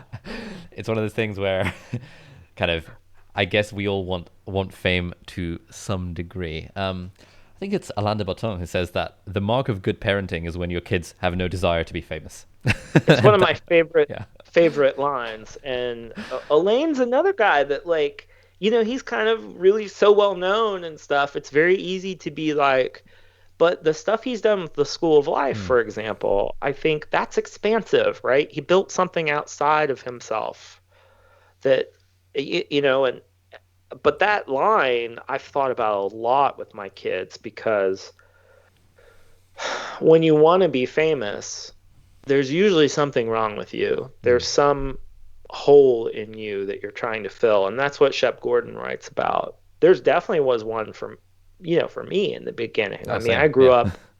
I grew up with I grew up in a really rural area. Nobody I knew cared about the same things that I did, Mm. until I met like my best friend in sixth grade. I met my best friend. He was a musician, he was a drummer, he loved George Carlin records, and like I remember meeting him in Sunday school, and we both were at the piano, and we just like, oh, you're like me, Mm. right? And like immediately there's this glue between you, and you help each other get through this thing until you can leave, you know, town. And for me, it was always about like, I think my hole that I wanted to fill was just like, I just wanted to be around people who cared about the same things I did.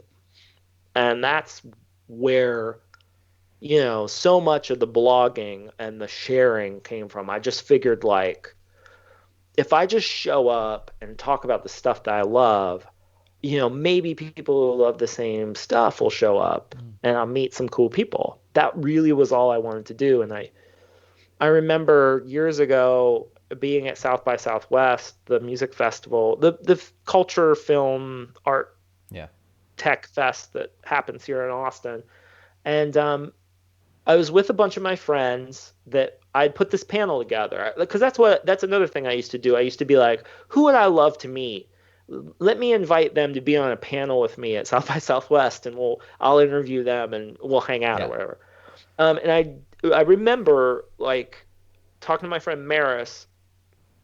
We were sitting at a table with you know a couple other friends that was on this panel, and I was like, what do you guys think the best thing about this is? Like the work that we do.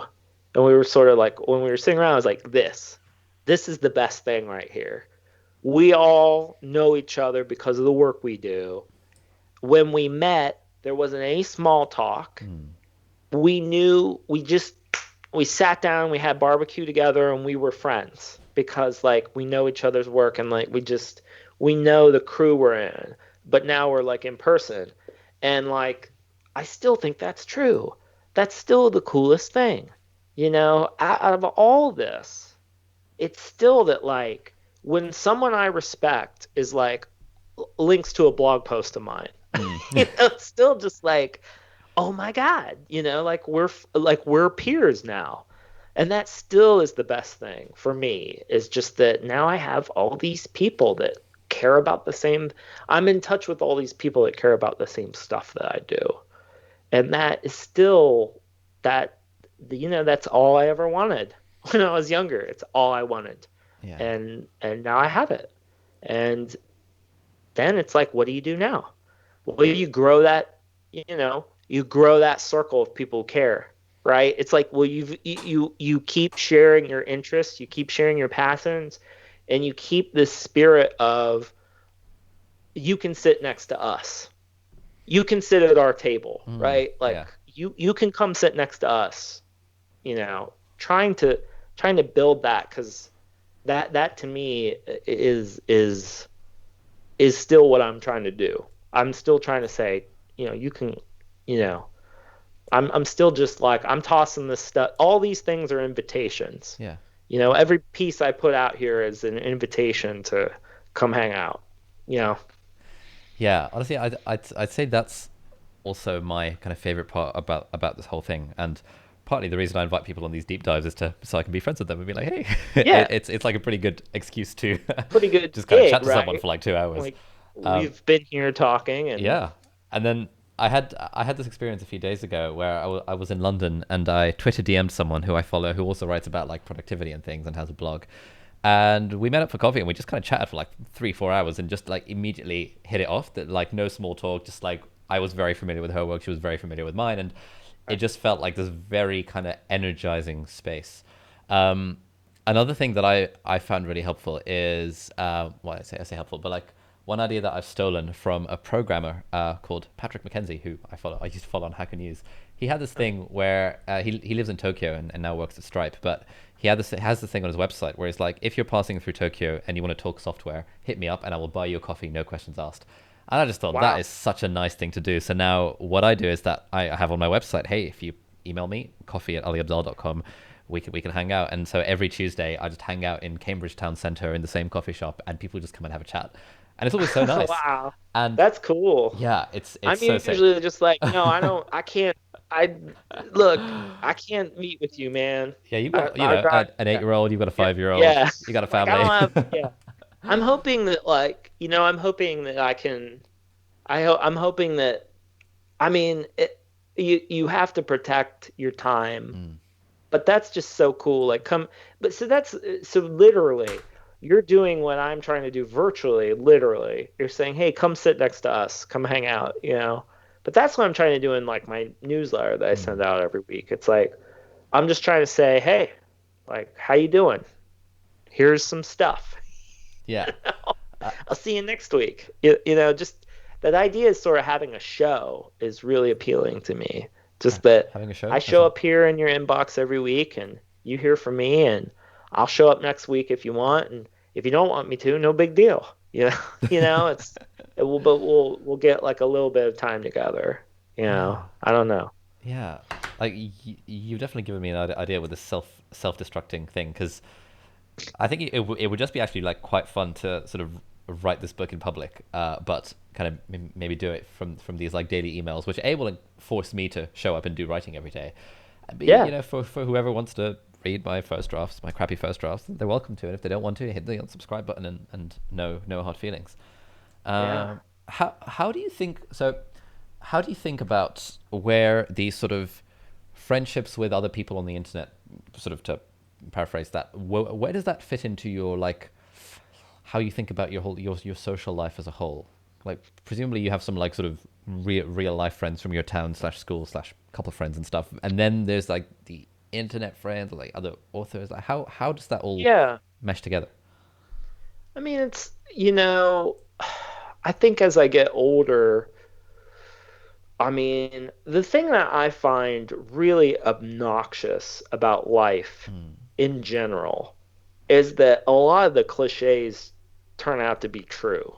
That's Right. certainly true of parenting. Yeah. Like every dumb cliche you've ever heard about parenting, about like, oh, it's really hard and Mm. you'll be tired and it goes really quickly and they grow up so fast. You're like, yeah, yeah, yeah. And then it all comes true. And it's really annoying Yeah. because you're just like, I thought I was going to come up with something.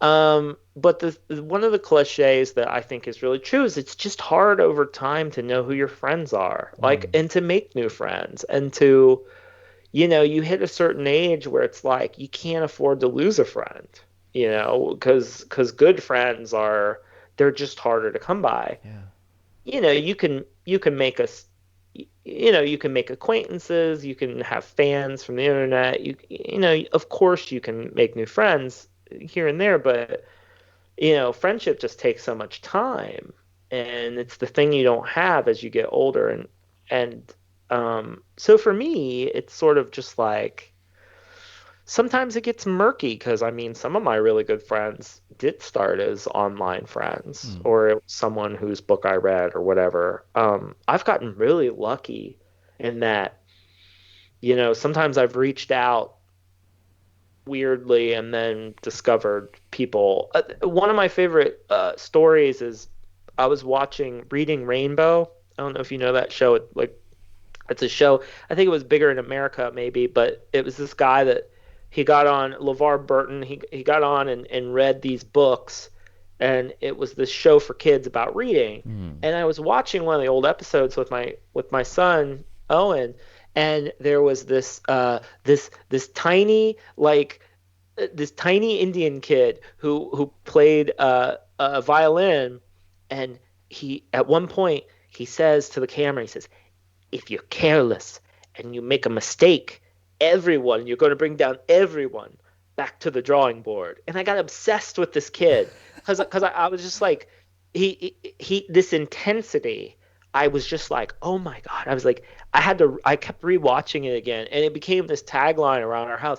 If you're careless and you make a mistake, everyone, we would drop Yeah. we'd like drop a dish and this became this tagline. Yeah. So finally one day on Twitter, I said, y'all, we got to figure out who this kid is. Because he either became like a motivational speaker Mm. or he like blew up a 7-Eleven and is in prison. Right. Like he just had a meltdown or something. Yeah. One of the two. And I just sent that into the universe. I was Mm. like, we got to figure out this kid. Found somebody who also went to Juilliard. Basically, within an hour, we had located the dude. Mm. And his name is Vijay Gupta. He is he was the youngest violin chair in the LA Philharmonic. He has several TED Talks.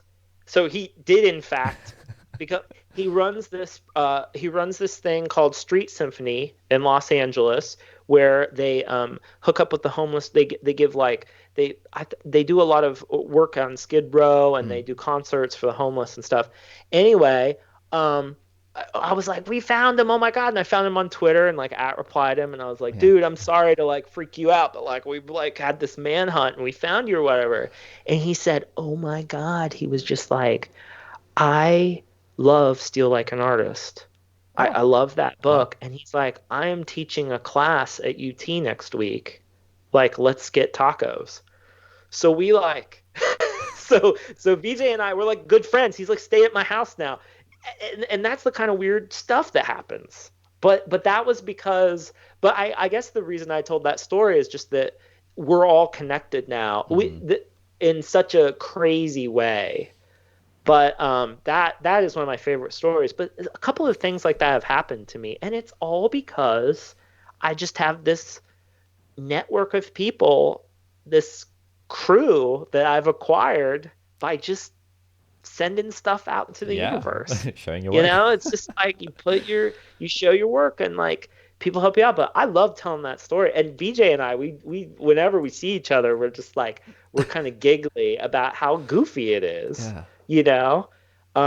Just the and he's got great stories about that because he was like, Austin, and I don't think he'd mind me saying this publicly, but like he's like, you don't know how true you were. He was like, I went through a lot when I was a kid Mm. about like ambition and being driven and figuring myself out and stuff. He was like, you're right. Like it's either have a breakdown or conquer the world, and that was like what I had to navigate. So it's just like this wonderful story. But that is why I do this stuff. Yeah. I just want to meet other people. And I think that really all I've wanted is I've always just wanted some people like you almost just want cool cousins. Like how like you have that cool cousin that like my aunt just died Yeah. and this week and I was thinking about my cousin Andy. Mm. And I remember going to his house for the first time and seeing these drawings that he had done, Mm. and just thinking, "Oh my God, you can do that! Oh, you can like draw a picture out of a magazine and like make it big and then put it up on your wall." I just remember like meeting like going to my cousins' houses for the first time and like looking at their CDs and Mm. like they always had like they might have a Nintendo, so that's like always been my dream is just like because I have brothers and sisters, but they're like 8 years apart from me, so like there's like the 16-year spread Yeah. around, and so I never really had a close sibling. So I always felt like when I met my cousins when I went to their houses, and I'm just thinking about this because of Mm. my aunt, but it's like I just remember like being I just always loved being in other people's houses and like being in their rooms and like looking through their stuff. Mm. And in this weird way, we all have that ability now. We can kind of like share our stuff that we love. Yeah. And like I can kind of look through your record collection, or like flip through your movies. I don't know, there's just like something about it that we have this way to share our passions now. And people can kind of like show up and hang out in our rooms. I feel that way about my blog. Yeah. I feel like when people show up to my site, there's so much stuff that they can really get a real picture of who I am, just from it, and they can hang out with me whenever they want, kind of, you know. Yeah. Like on that note, how much do you think of your blog as like a sort of personal thing versus a sort of like a business asset, as it were? Yeah, that's a great question. I mean, I don't. A couple of years ago, I just decided like I'm just not going to have analytics on my blog anymore. I just don't care. Oh, I interesting. it's I just don't care. So I don't really know how well read it is. I Mm. know all my like social numbers and my click-throughs on my newsletter and stuff, but I don't really know. I mean, I know hits and stuff, like big picture stuff, Yeah. but I can't tell you like what content is the most popular Okay. or the posts or whatever. And I just did that because I was like, I just have this faith that I've been blogging for 15 years. Mm. And I just have this faith that if I keep doing what I did in the beginning, it'll continue to work. When it didn't work was when Show Your Work came out, Mm. and I thought I'm a fancy author now. Yeah. I'm a published person. Yeah. I'm not going to just have a personal blog. Yeah. I'm not going to just like hey, I watched this cool documentary, or, here's a piece of artwork I did. I'm not going to like make these piddly little posts. Yeah. I'll post like once a week when I have some deep like Yeah. secret to share or Yeah. whatever. And oh, it just got terrible. Mm. I mean, the work suffered for one thing, because the thing I've noticed is when I blog every day, which I don't right now, but I'm going to try to get back to it Yeah. eventually. Um, those posts that seem to really resonate with people, there were way more of them. And there's a great story in Art and Fear, the book Art and Fear, Yeah. where there's this pottery class, and half the class is told you will be evaluated on how many pots you make, how many pots you throw. That is where your grade will come through from. The other part of the class was told you will be evaluated on the quality of the final pot you Mm. make. Well, it turned out that the people in the group that was told to make as many pots as they could ended up with better quality pots than the ones that were told to just focus on quality. Yeah. So, like, there's something about quantity and frequency in blogging that I think leads to better stuff overall than Yeah. if I just sat and waited for like this perfect post. And I can tell you that's happening to me right now. Hmm. And there are two big posts I want to write, and I'm just like trying to figure out, well, I've waited this long now, so it's going to have to be really good. Whereas if my dumbass had just written about the stuff as I was thinking about it, there'd Mm. probably be three great posts about it. You know what I mean? It's that thing of like you just get out of practice and it's harder to get back on. It'd be like a basketball player who like took a year off and then wanted to get back on the court, it's like that. So I don't know, but to answer your question, it's kind of both. Mm. It's extremely personal, but then I also know that it's part of the show. Yeah. And I don't know. I mean, I'm just not. I have the luxury of not being real particular about business stuff, just Mm. because I've been very lucky in the past couple of years that the books have sold really well, and I can kind of lean on that money. Mm. But that'll go away. I mean, books have lives, and so I just try to stay flexible, Mm. and I like saving. I like the fact that I haven't tried to monetize completely yet, to just like Mm. really blow it out, because that gives me something to look forward to, I guess. In a way, you know what I mean? Like Yeah, I know there's what you mean. still there's still work to be done. Of course, I'll probably try to do something and then no one will care about me anymore. I would like to say to anyone starting out, that never goes away. You talk to any person Oh who's God, doing yeah, work absolutely. like even like you mentioned Neil Gaiman earlier. It's like Mm. he says that. He's like, I'm just waiting for the knock, right? Yeah. Mr. Gaiman, like we're here. It's the you know the phony police are here.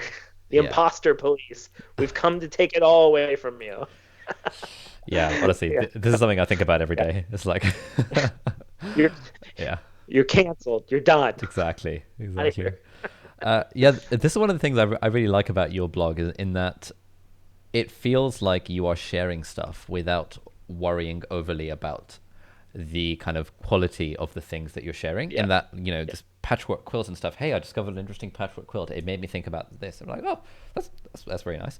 It's the yeah, sort of thing I feel.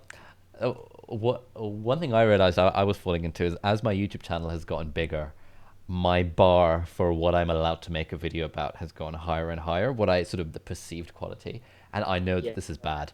And the thing I always tell people is, this pottery class example, or for example, I like the phrase that when it comes to YouTubing, your first 100 videos are going to be crap anyway. So just get those done, and then you can worry yeah. about improving. But Right. but obviously, what I don't tell people is in the process of doing those 100 videos, you'll actually get really good, and you'll enjoy the process, and you might even get some viral hits. But you know that kind of vibe. And so what I've been trying to actively do is reduce my quality bar for putting something up as a YouTube video. Yeah. And one thing I was really toying with was this idea of 100 videos in 100 days, and I was going to do it for the final 100 days of 2020. And then various things Yeah. happened, and I was like, okay, we'll do this some other time. But I really like the idea of doing that sort of thing to just sort of have that as a reset of like, okay, Yes, I'm a million subscribers, but that's like nothing fancy, and I shouldn't use that as a reason to not be creative, to not kind of do the work. It would also, I'm always interested too in like, what if you just started over? I've always had this like, I've always wanted to like create an alter ego Hmm. and like start some project that's not even attached to me and just Yeah. see if it would take off. Just as a kind of like, it'd be like just make up some alter ego and start an Instagram account Yeah. and see if it would take off. Yeah. Yeah, and yeah, it's weird. I also would just encourage everyone, including myself and you, is just to think long term, just to kind of, there's that thing, that feeling that they're going to take it away from you any moment, Yeah. but there's also that like you might be here for a while. So Hmm. like give yourself the time and the space to become, who you would like to be, because I don't know, it's just like every time I've tried to cash in, or I haven't done it very often, but like every time I've tried to rush something or do something a way that I just felt a little uncomfortable about, it just never turns out, Hmm. it's always for the wrong reason. And it's there's a Chris, there's a great Chris Rock thing where he says, people say life is short. No, it's not. Especially when you make the wrong decisions. It's like Yeah. life is long, you know. And That's I a very good I impression. feel like, well, not really, but I always feel like I always feel like the best thing to do is like to sort of live your day like it might be your last, but also it's that tension between Yeah. like this might be the last time, Yeah. this might be like the last chance I get, but Hmm. also balancing that with like I'm going to be old one day, Yeah. like that feeling of like, well, the world is ending and like this is my last YouTube video because Hmm. everyone's going to hate me after this one, balanced with like I'm probably going to be old someday, like just that is so much what life is about, is like Hmm. living the day and working as if it was your last, but also working as if you're going to get a thousand, thousands more of them. It's just that tension, and that's just like the muddling through of it, right? Yeah, yeah, that's something I've started thinking about a lot more. This tension thing. I think about it in a lot in the context of kind of setting goals, because a lot of like Yeah. productivity people are like big on the whole goal setting thing.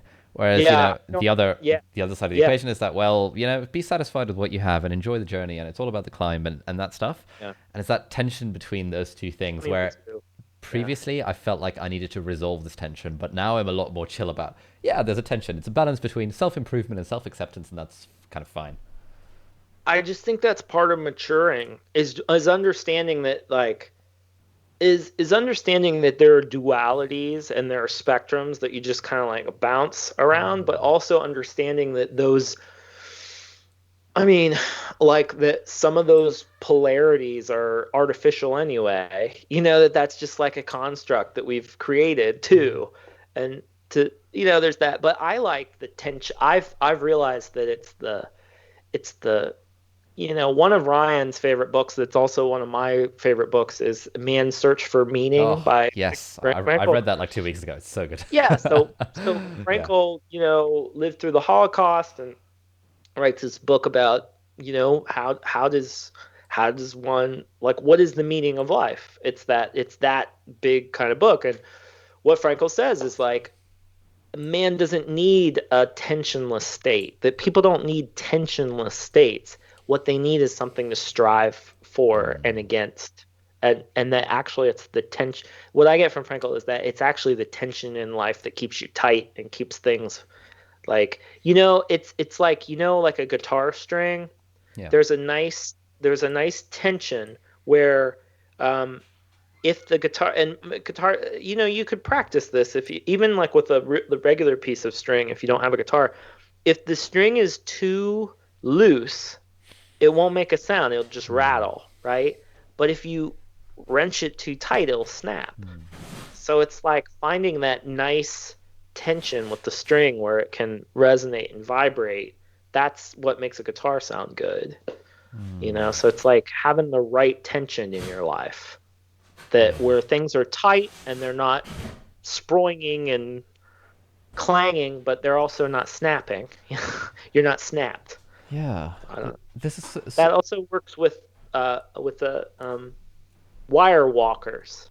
It's the same way, like the dude who oh, Philip yeah. Petit, like like with a wire walker, there's a certain amount of give that those you would think, oh, you just want something really tight, and but there's like a right tension to the tightrope walker, that when he walks back and forth.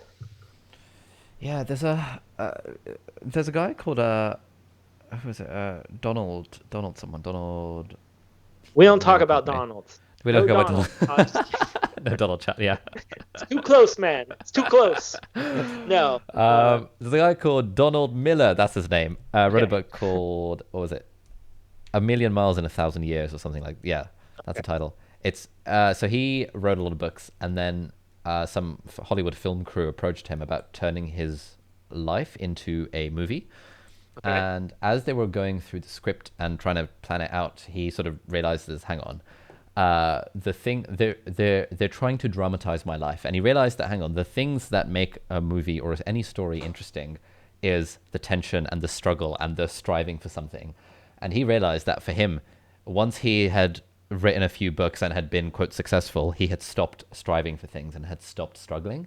And then at that Oh. point, he was like, "Oh shit, I need to start struggling more in my life," and sort of. And then he started actively going out of his way to do things outside of his comfort zone, like cycling, 1,000 miles across America, or finding his dad who abandoned him when he was young and long lost, and these things, from the mindset of, "I need this to be a good story," and that's something I think about a lot now because I feel like for me when the YouTube thing started going well, and all of a sudden it was like, okay, cool. I know that at least in the foreseeable future, I actually don't need to worry about the money side of life. Be like, okay, cool. I guess I can do medicine part time and do this sort of stuff. And after reading this book and doing this exercise called the Odyssey Plan, which is where you kind of write in great detail what your life will look like 5 years from now along the same path, and Yeah. then 5 years from now along a different path, and then 5 years from now if money and society were no kind of factors that you had to consider. I realized that on the path that I was on, that actually there was no real struggle in there. It was very, very doable, and I could see myself just kind of breezing through and getting to this point where, hey, work as a doctor part time, do a few teaching sessions on the side, just kind of chill, and that like really Yeah. got to me. I was like, oh, there's no struggle here. It just doesn't seem that interesting. I don't know if you think about this sort of stuff at all. I do, because I've studied storytelling so Mm. much, and there's a line in Steal Like an Artist where it's like, if you don't know what to do, think about what would make a better story. Oh, The yeah, the problem with that is that stories run on mistakes and mm. problems and drama, Yeah, and you don't want to like blow your life up, but yeah. then sometimes that's what's needed. It's It's that like it's that tension. there's that tension. And I always find that Eastern thought helps whenever like whenever I'm thinking too like linearly about uh life, as in like life is about progress and like where will I be in 5 years. I find that like taking a detour and reading more Eastern stuff, where it's Mm. like if it's more Zen or Buddhist, or even someone like Thoreau again, who was very inspired by Eastern writings, rethinking, okay, well, maybe it's not even like I'm someone who almost has abandoned the notion of linear progress in my life. I am someone who operates on a cycle model now. I've sort Okay. of decided that for right now, my life will be more about cycles, as in there's coming up with the idea for the book, Mm. there's writing the book, Yeah. and then there's putting the book out into the world, and then there's coming up with the idea for the book. Yeah. It's more like a spiral, Yeah. and being okay with that repetition. And so sometimes it's a matter of not even thinking about a story in the way we traditionally think about a story because stories are artificial. I mean, you know, life isn't about beginning, middle, and ends Mm, and rising and falling conflict. I mean, yeah. they're artificial to a certain extent. What is not artificial is cycles.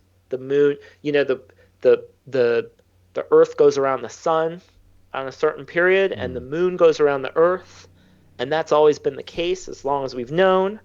And so there are things in the natural world that are good metaphors, I think, for our lives that sometimes these structures that our culture has given us are just they're such a nice reprieve from that, I guess, mm, is what I'm and I just think like whenever I'm thinking too linearly, mm. I try to think, well, what's the non-linear way of thinking about this? Oh, yeah. What's the is this the right metaphor? Like thinking 5 years from now, like is that the right thing? I don't know.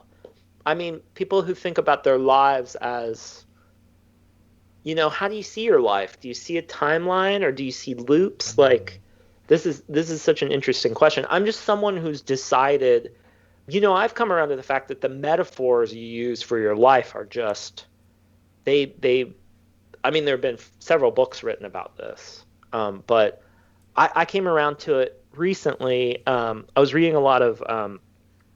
reading this wonderful woman named Ursula Franklin, mm, who was this feminist writer. She was a Quaker. She was a pacifist. She was a metallurgist, professor. And, she talked about war metaphors mm, and, you know, like the war of art.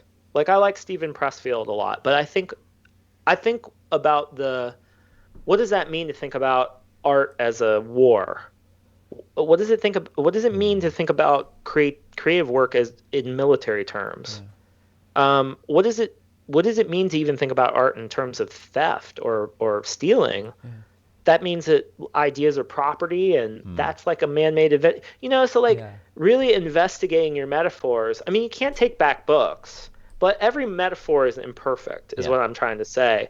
So I'm someone that always tries to I'm trying one of the ways that I learn is I'm like maybe there are different metaphors.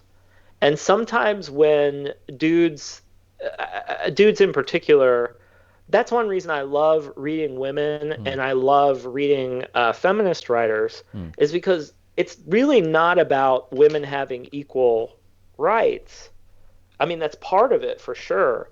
But really, the great feminist writers give you a whole different way of thinking about the world, a whole different mm. model of how you structure your life that isn't based on competition or hierarchies. Yeah, It's not hierarchical.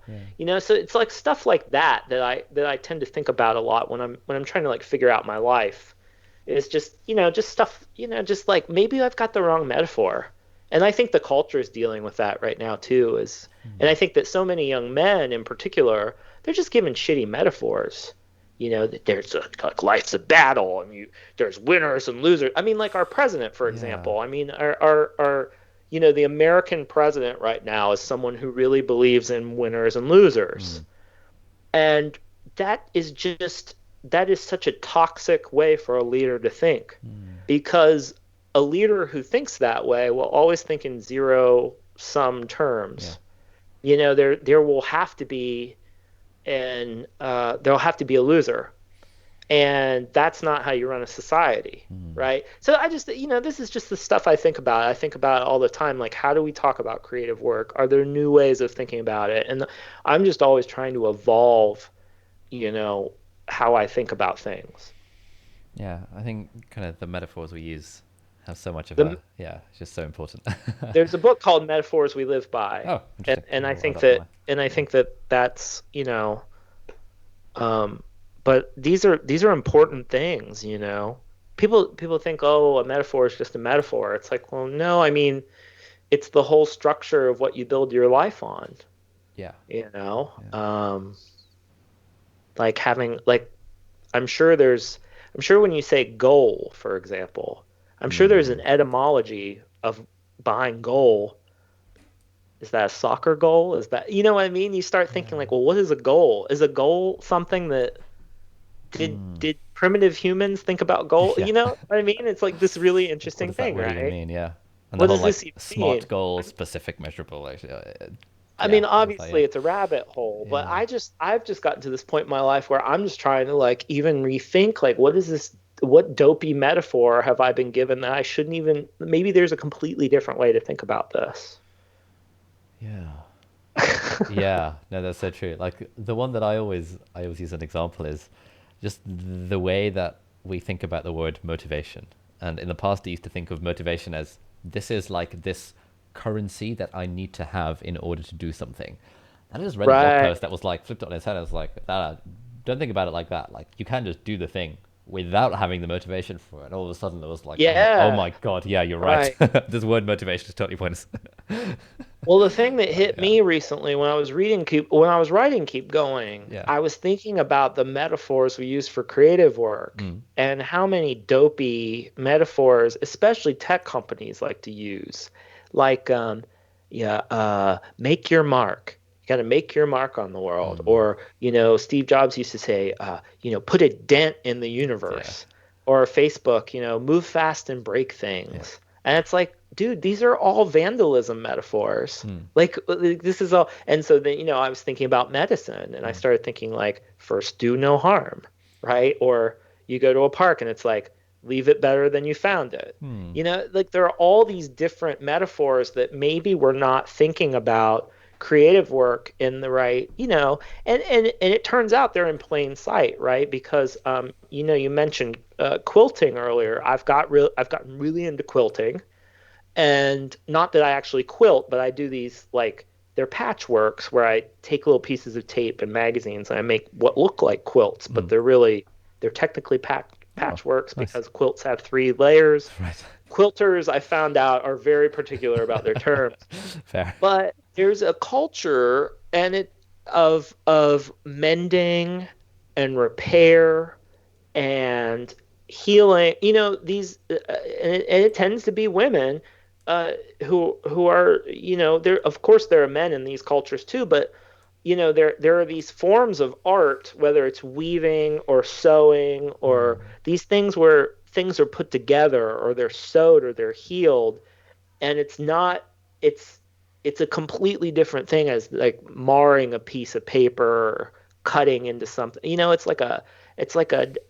more it's like a different thing. And so I always think that, again, this is just about uh expanding your, putting your tentacles out there, Yeah. exploring different things, and having people in your life that can point you to cool stuff. Mm. Absolutely. I think that's a great place to end this. I have written down on this tissue paper in front of me like a ton of book Oh, I love recommendations, it. I love it. That's great. along with other topics I wanted to explore with you. There are still about like 8 topics on this list, so it would be great to do a part two sometime if you're That would down. be fun. I would like that. I would um, like that. this has been so much fun. Thank you so much for taking the time and for sharing all your wisdom. And I've got a lot of books about idleness and doing nothing to read. And this Shep Gordon documentary, Mike Myers, Art and Fear. I Yes. need to actually read that. And then Metaphors that we Yes. live by sounds like it would be a great read as well. So, I have to admit I haven't read that yet, but it's mm, on my shelf. great. It's those books you know about, right? Yeah. It's I'm like, always, I always think it's good to keep books around that the title couldn't possibly be as good as the book. I have yeah, certain books like that I keep that one day I will read, yeah. but for now, the book couldn't possibly be as good as the book that this title Hmm. conjures in my mind. One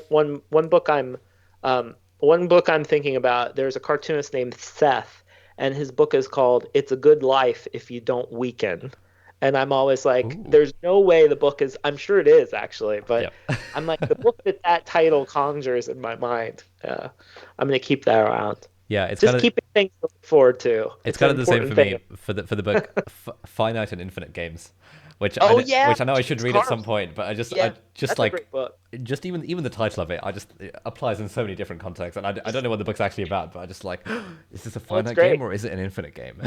Yes, yes, yes. It's great. I mean, like, yeah, but it's kind of, but that goes to I also believe that the most important library in your house is the unread Mm, library.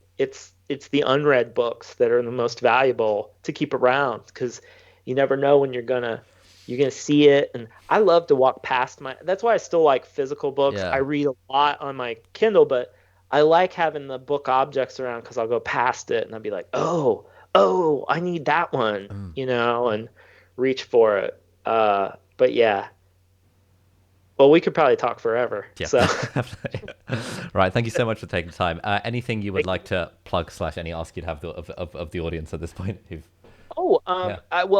the easiest way to get to know me is just go to my website, austinkleon.com, and then I do a weekly newsletter that people seem to like, Hmm. and that goes out every week, and it's free, and I just list 10 things I think are worth reading or listening to or watching, and that's my favorite. That is my favorite thing I do online these days, I think. So check that out if you are inclined, if you've made it this far. Amazing. We still have 336 people with us, which is awesome. Wow, Um, awesome. I think, yeah, there's sort of people coming in and out throughout the whole Yeah, conversation, that's but the cool. whole conversation will be available on the channel. We've got a Notion live blog that has loads of the quotes, and we have links to all of Austin's books and the blog and the newsletter in the video description, so you can check them out there. Thank you very much for joining this episode of the Deep Thank Dive, you. and we'll see you later, everyone.